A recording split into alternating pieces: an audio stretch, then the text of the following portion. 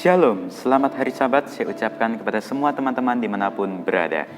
Kembali lagi bersama dengan saya Ariel Kurnaidi dan kita akan mempelajari pelajaran sekolah Sabat kita yang kedua dengan judul pelajaran yaitu anak-anak Eli yang sangat jahat.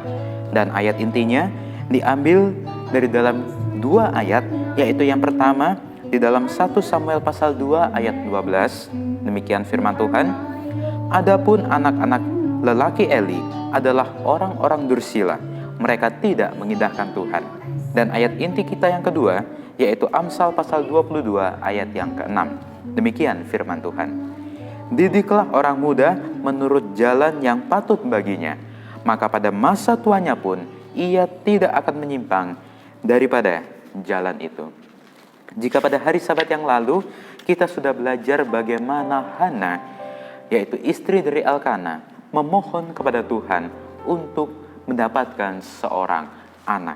Dan pada hari Sabat ini kita akan belajar bagaimana anak-anak dari Imam Eli, yaitu imam yang ada di bait suci pada saat itu. Di sini diawali dengan satu kalimat, yaitu adapun anak-anak Eli adalah orang-orang dursila. Apakah orang-orang dursila? Yaitu orang-orang yang tidak mengindahkan Tuhan. Jadi bisa kita katakan bahwa anak-anak Eli adalah perilakunya adalah jahat. Pada saat itu Eli sudah tua, dan apabila didengarnya segala sesuatu yang dilakukan oleh anak-anaknya, yaitu mereka tidur bersama dengan perempuan-perempuan yang melayani di depan pintu kemah pertemuan, sehingga Eli menjadi kesal, menjadi marah, dan dia menegur anak-anaknya. Dia berkata kepada mereka, mengapa kamu melakukan hal-hal yang begitu, sehingga ku dengar dari segenap bangsa ini tentang perbuatan-perbuatanmu yang jahat itu? Janganlah begitu anak-anakku. Bukan kabar baik yang ku dengar itu, bahwa kamu menyebabkan umat Tuhan melakukan pelanggaran.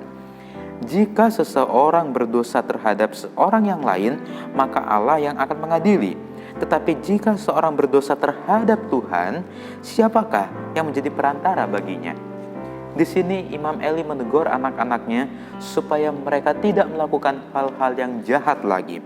Tetapi sayangnya perkataan yang diucapkan, yang diomongkan oleh Imam Eli, yaitu ayahnya, tidak didengarkan oleh mereka, yaitu oleh anak-anaknya.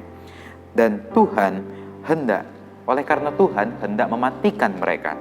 Ada maksud Tuhan bagi anak-anak Imam Eli supaya Tuhan membinasakan, membunuh anak-anak Imam Eli.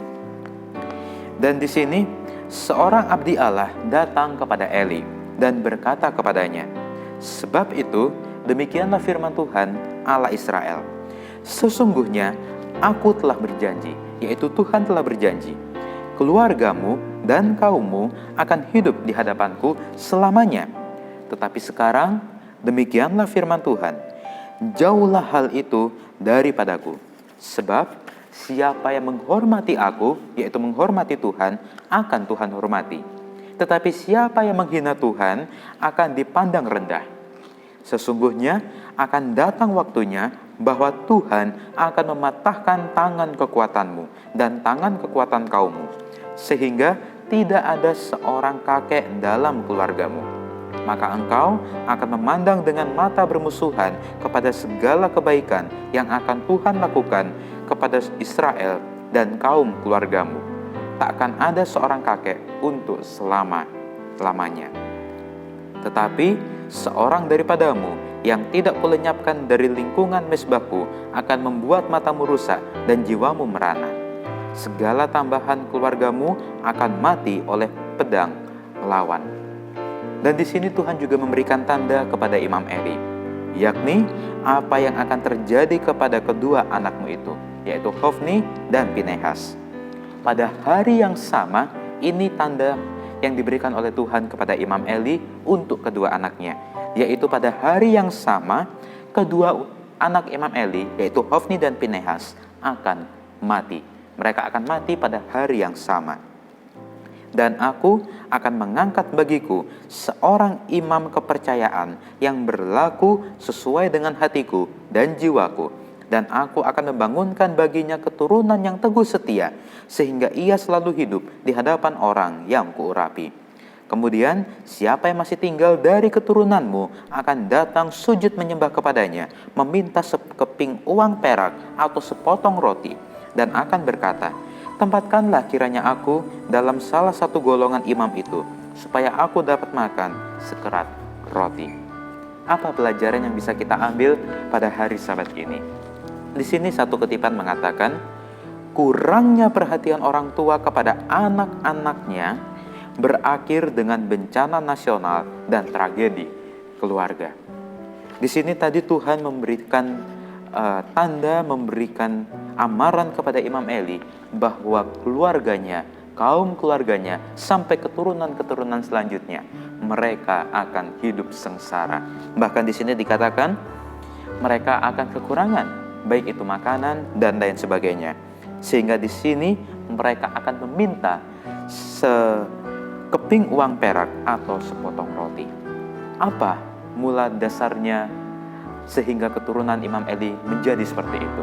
Oleh karena kurangnya perhatian dari orang tua, yaitu Imam Eli, kepada kedua anaknya, yaitu Hofni dan Pinehas.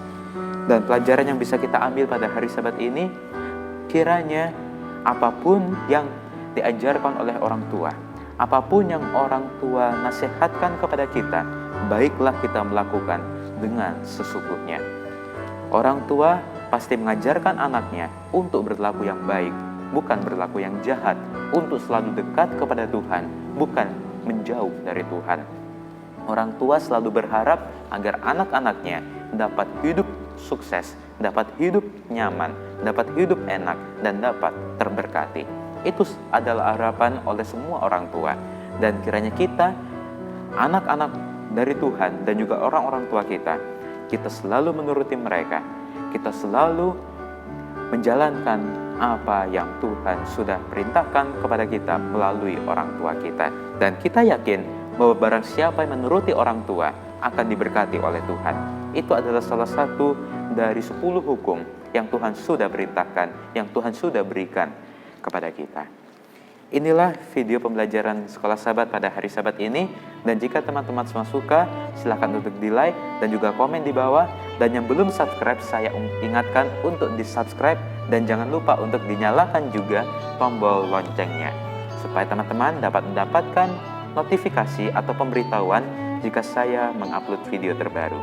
Sampai jumpa di video selanjutnya. Tuhan Yesus memberkati kita semua.